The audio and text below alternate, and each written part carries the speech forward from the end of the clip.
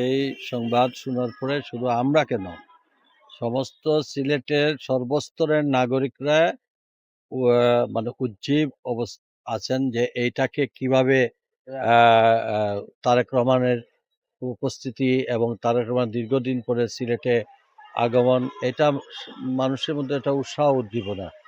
তাছাড়া আবেগেরও কিছু বিষয় আছে।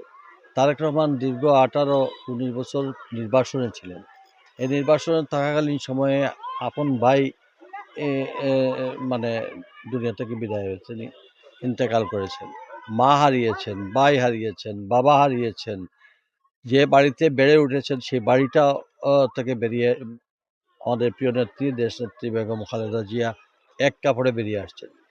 এবং সে নিজেও উনি তার উপরে তো নির্যাতন, যাতে মানে তাকেও নিঃশেষ করে দেওয়ার পরিকল্পনা ছিল।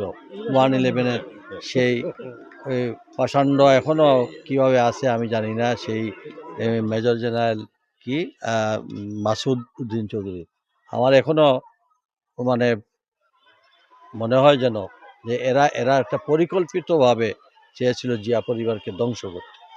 যাই হোক, তারপরেও তো তিনি আমাদের আত্মীয়, আমাদের এই সিলেটের জামাতা।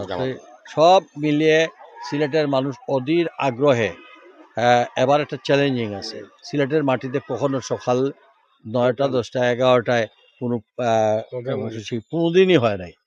তো এইটাতে, এই উপস্থিতিতেই বুঝতে পারবেন সিলেটের মানুষ তার প্রতি কতটা আবেগ। আমার তো মনে হয় 2 দিন আগ থেকেই মাঠ ভরে যাবে।